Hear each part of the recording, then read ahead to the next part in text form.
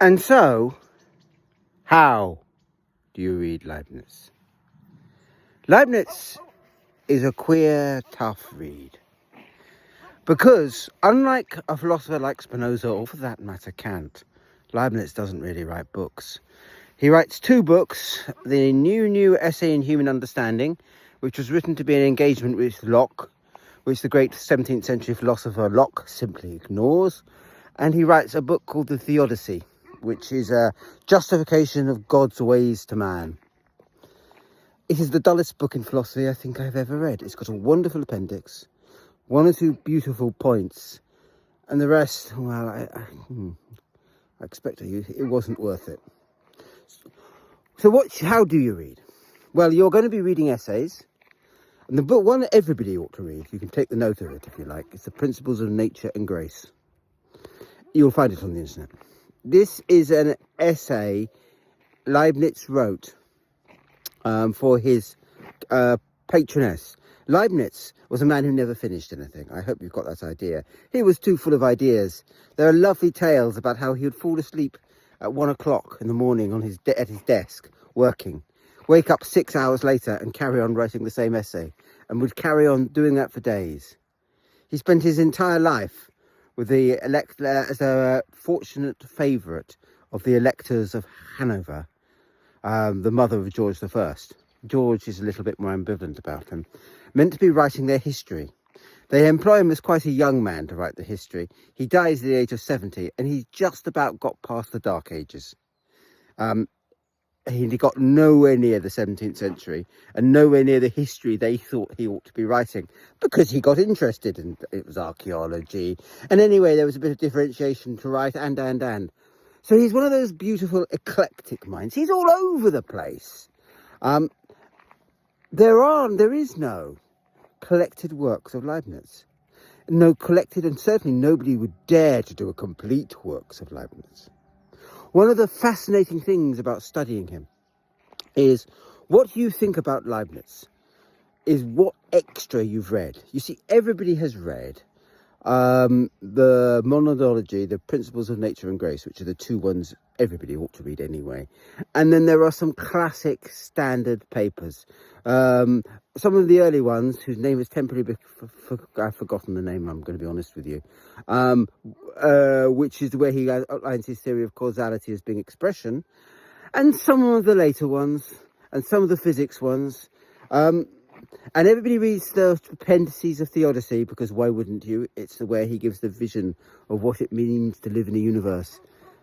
But he's at each point bifurcating and bifurcating and bifurcating, because every one universe, up to the point, certain points or moments in history, is indiscernible from all the other universes that could have been the same up to that point.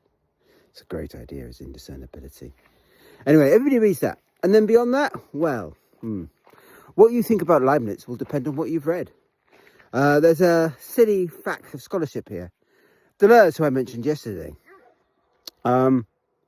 changes his view really on Leibniz in a later wonderful book called The Fold, and gives a really detailed account of Leibniz's account of the body. And that was because he read a set of essays that he had never read before, the De Bos letters, and they suddenly start to be very important in his notes, where they weren't there before. And Leibniz is always like that. You always sit there thinking, but there could be another set of letters I haven't read where he says something totally different. Yeah, but who cares?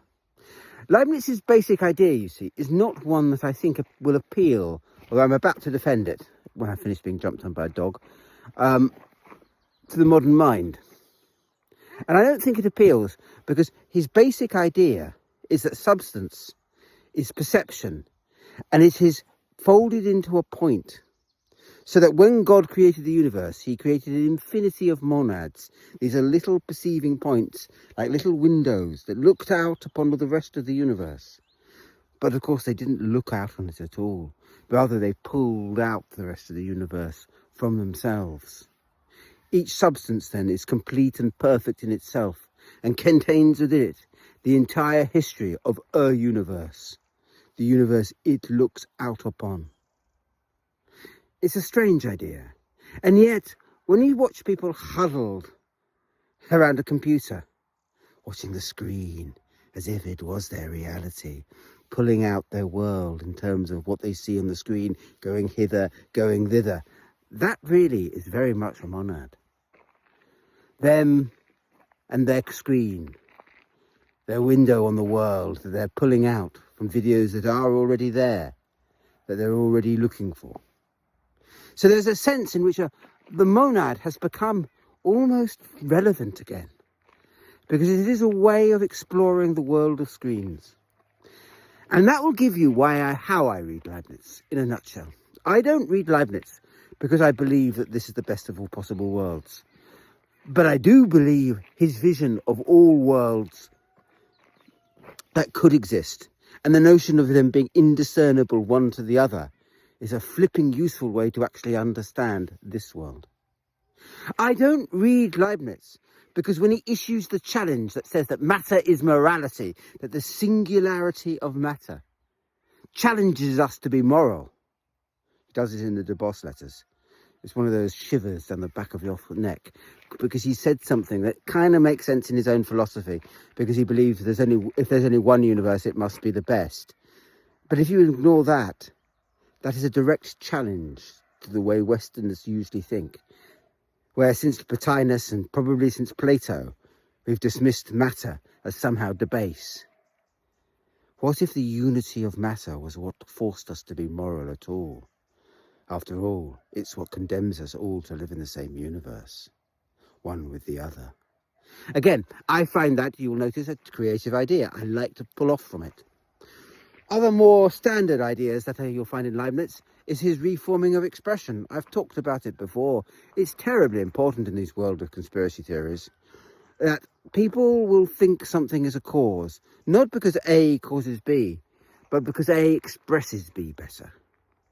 It is because a cause kind of understands, articulates a whole set of other elements to it, that we end up believing that it is the cause rather than anything else. And so the reformation of causation as expression is a standard deep thing that Leibniz does. And he is the great philosopher of the expression, as well as the great philosopher of the dilemmas of time. So how do you read Leibniz? You read him with a smile on your face. You read him to see what he could say. You read him to understand how he demands that you re-understand the very notion of time. I did that last week. How it is linked to desire. You don't have to believe him. I'm not Bertrand Russell, or an analytical philosopher who likes to mark other philosophers' homework and say, well, this bit was good and this bit was bad, and we can play with this and we can play with that. Oh no. For me, personally, philosophy is a great big bag of toys. A whole set of ideas that I can pull out, clean up a bit sometimes, reuse, replay with, make work in other ways, sing to other songs. Ideas then that kind of lay in the dust, discarded sometimes by their owner. As Leibniz's theory of materiality, Leibniz didn't value it. He worked it out because he was talking to a Jesuit about what transubstantiation would mean. It wasn't a theory he was committed to. And yet it is such a wonderful vision of what it means to have a body at all, endlessly interacting with a world beyond it, in whose interactions by very nature is unfolded as I perceive it in my inner world. And you can start to see all the contours of understanding what it actually is to be a living body in a living world, called to associate with that world, and yet somehow both contained and containing it. Becomes real ideas. And that's why you should read Leibniz. And that's how you should read Leibniz. As the one who allows you to experiment, explore what it means to be a living body in a dying, changing, evolving universe. Free from any notion of a simple soul and a rage to be me at all.